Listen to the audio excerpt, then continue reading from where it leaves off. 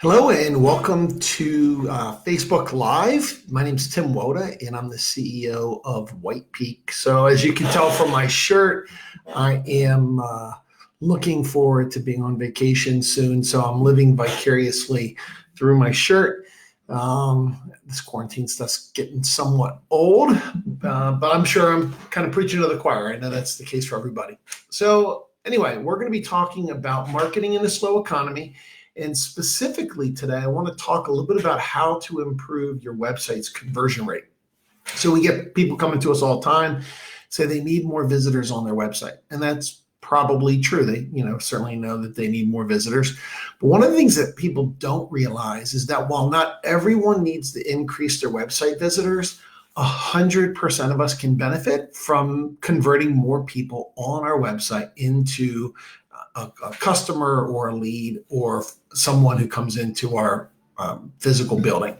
So that's what we're going to focus on today. We're going to focus on things that you can do specifically today that will improve your conversion rate. And the reason why I want to focus on this is that as the economy slows down, or when you're dealing with a slow economy, we do see a little bit of decrease in online shopping, but we see a huge drop in conversion rate, right? So people are holding on to their cash, holding on to their money a little longer than they used to. And so ratcheting up the conversion rate is hugely important. Thanks, Kristen. I love my shirt too. It makes me feel like I might get to go on vacation one day. So so improving the conversion rate is just big because this is not only going to help you when the economy's slow, it's actually going to help you even more when the economy gets better, right? Because if you've been ratcheting up your conversion rate and squeezing more value out of the visitors on your site while your competitors aren't, you'll blow them away once you get into a better economic environment. So let's start with, what do you do to improve your conversion rate? Well, let me tell you what most people do. Most people look at their website and they say, I don't really like the way this looks, or, I wish this was different, or, my cousin Ed told me I should make this change, or a person in accounting told me they couldn't find this button. And those are helpful, right? Those might be indicators that you need to pay attention to something, but they are not a good reason to change things about your business. Anyone who's worked with White Peak knows we're really data driven. And so we want to start by gathering data and as statistically valid data as possible. In the absence of statistically valid, significant data, we at least want data that's directionally points us someplace. So here's what I would start with. I would start with doing something called heat mapping. This is a really simple thing to do. We love a tool called Crazy Egg. So just as it's spelled Crazy Egg, you can go to the website at crazyegg.com, and for, $20 or $25 a month, you can subscribe to a service where they will give you a little snippet of code that you can put on your website, and you can go into the Crazy Egg account and you can tell their service which pages on your website you want to see heat maps for. And so what's a heat map?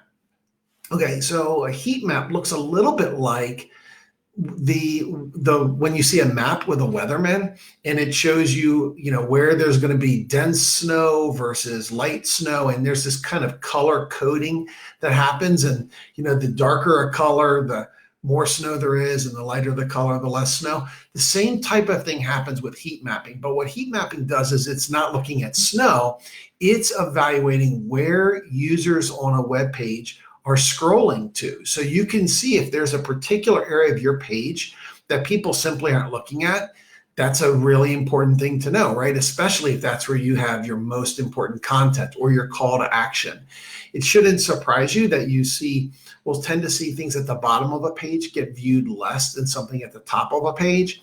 But you might be surprised that there are specific items on a page that might be at the top that no one is looking at. These heat maps can even track where people are clicking and where they're placing their mouse, and it's really useful information. And let me give you a real life example of how a company used heat mapping to change their business. It's a company that we're probably all familiar with. It's a company called Gerber.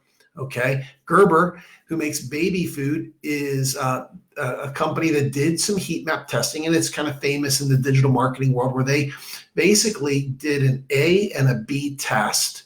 And we're going to talk about A/B testing here in a minute, about the positioning of a baby. Where was the baby looking with its eyes on the page? And they got this clue from heat mapping. And what they were able to see is that when they had the baby with its head turned in a direction where its eyes were looking at the call to action button, they saw that more people were basically interacting with the call to action button than when the baby's eyes were looking away. And so they were able to figure out that this was an issue based upon heat mapping, and they found the solution. So let's use heat mapping. It's a great place to start to find out what you need to pay attention to. And if you find that in the heat mapping process, you have content that's important to you, or you think that's important to telling your story, that's not getting looked at, you need to redesign the page. I call this web design by iteration, okay? It's something that we do a lot of, we can help you with. So if this is a little overwhelming for you, reach out to us, and we're happy to help you with this. But use crazyegg.com for getting started if you think it's something you can do in-house. By the way, that service will work regardless of the type of website that you have. Okay, so let's talk about A/B testing. So what is A/B testing? A/B testing is where you run, or your marketing agency runs, a controlled test, and you're essentially horse racing two different options, right? An A and a B version of something. So this is a really important thing to do, and you should really be testing all the time, because preferences change and things that used to work don't always work in the future. And also, you want to continue to improve your conversion rate. So here's how you go about doing it. The first thing that you need to do is you need to pick a variable that you want to test. So let me give you an example. Maybe you've got a call to action button, and that button is green. Okay, just real simple. And you say to yourself, I've never seen a green fire truck. Most fire trucks are red or yellow or orange or some bright color, probably because those are colors that people see more easily than blue and green. So I'm going to, on that hypothesis that a green button will produce less clicks than, let's say, a yellow or orange or a red button, I'm going to A/B test my button color, right? So you've used some logic and you've decided that you want to test this variable. So that's the first thing that you want to do. And the second thing that you need to do is you need to determine what your goal is. And the reason why the goal is important is that there's going to be all kinds of data that you're going to be able to get during an A/B test. And you don't want the data to tell you where to look. You want to go into this test with an understanding of what you're trying to accomplish. So perhaps what you're trying to accomplish in this hypothetical test we talked about with button color, what you're trying to do is to generate a higher click rate of the button. Okay, now that's very important to understand that what I said there was to generate a higher click rate on the button, because clicking on the button in and of itself may not be a conversion. There may be a form on the other side of that button. And so what you might find is that, the percentage of people that go through the form may not increase, but what you're looking at is an improvement in the rate at which people click on the button. So just be really specific about what you're trying to test. Okay, make a hypothesis, right? So like any test, you want to kind of go into it saying, okay, well, I think that the button that is, yellow or orange or red is going to improve the click-through rate, and that's what you're testing against. And the next thing you need to do is you need to create what's called a control and a challenger. So this is where we start getting into how to implement this, and this is where I'm going to point you back to a service like Crazy Egg. So unless you want to spend a ton of money, and that involves working with designers and developers and just time, using a tool like Crazy Egg is really helpful, because you can go into Crazy Egg and you can simply put in what page you want to A/B test, okay? And then it'll load inside their system. It'll render your web page, and you can actually change the design of that button within Crazy Egg, even though your site might be built in Shopify or Wix or Squarespace or WordPress, Drupal or something else. you can change the color of that button over in Crazy Egg. Okay, when you save it, essentially what you've done is you've created a variation, which is the control. The control is the green button in this hypothetical example that you currently have live. And then the challenger might be the orange button. Okay, now the beauty of an A/B test is that we are isolating variables. And what I mean by that is we don't want to, this week use a green button and then next week use an orange button, because now we've got a time bias. Maybe something in the world has changed. And so the things that you're looking at last week versus this week, are different, right? So we don't want to do that. We want to eliminate variables, and one of the variables we need to eliminate is time bias. And so what we want to do is we want to run our A and our B variants at the exact same time. And a tool like a Crazy Egg will do that. What essentially will happen is that as people are visiting your website, the code that you put on your website that I mentioned to you earlier will automatically route half of your traffic into the challenger and half of your traffic into the control. So everybody will get the same user experience. Everything will be the same. But 50-50 is what will happen with respect to showing this orange button versus this green button. And so you're going to be able to split the traffic equally, and you're going to be able to control for a time bias. Now, the other thing I want to caution you is you'll get real excited after you create your first test, and you'll come up with all kinds of ideas of other things you want to test. Restrain yourself. Don't go create lots and lots of tests, because the more tests that you're running simultaneously, the harder it is to isolate the impact of a single tested change. Okay, so test one thing at a time on a page or on your site, and you'll get much better, much faster results. Okay, so that brings us to this idea around how do you know when the test is over? Well, that's pretty complicated. There's a lot of math that goes into this, right? So anybody who's ever taken a statistics class understands the idea of statistical significance. But for us normal people who aren't statisticians, we don't really know what that means. So I'm going to basically break it down for you this way. Let's say that your A/B test is running and you see that the conversion rate for the control group, right? So this is the button that's live on your site, is 2%. And the challenger is 3%.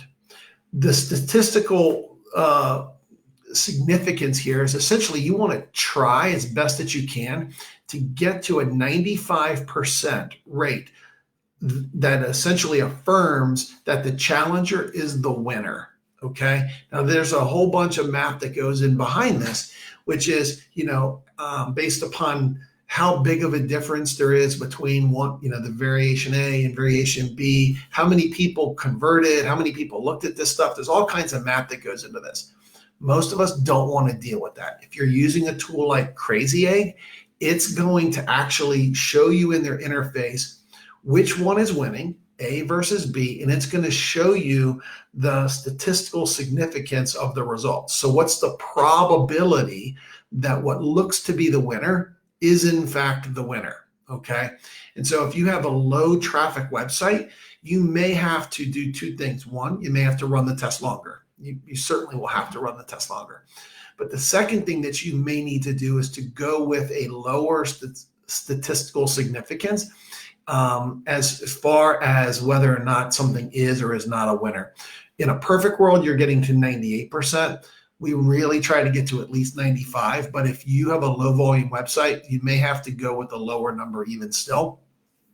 The thing that I want to caution you at is, let's say that one variation had a 3% conversion rate and the other one had a 2% conversion rate.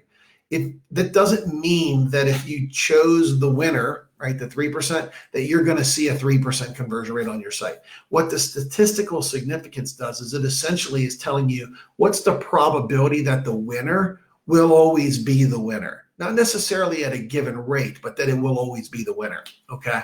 So this is how to kind of look at that. I would point you back to a tool like Crazy Egg because it's really inexpensive to use and it calculates that stuff for you. Okay. The last thing that I want to point out to you is when you're looking at these A/B tests, you want to look for A/B tests that have the greatest probability of impacting you in a big way. So sometimes we'll see customers who want to test, something on a very obscure page or something that's low on the bottom of the page. What I would encourage you to do is do your heat map testing first and see where most people are, see what content or what portion of the page people are looking at most frequently. I would then balance that with my Google Analytics data that says, okay, what pages are people spending the most time on?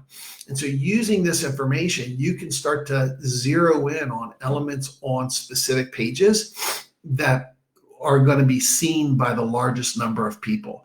And then that gives you a good way to prioritize what to start testing first.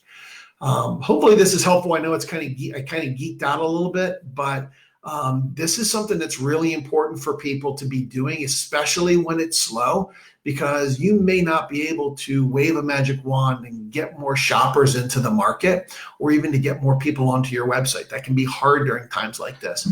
But for the people who are on your website, you want to make sure that you have the optimal experience for them so that you're getting the most value out of your website as you possibly can. If you've got specific questions about how to use Crazy Egg, or if you have questions about A/B testing or heat mapping or conversion testing, definitely reach out to us here on Facebook and our team will be happy to help you out. Thanks so much, and we'll see you next Wednesday. Bye.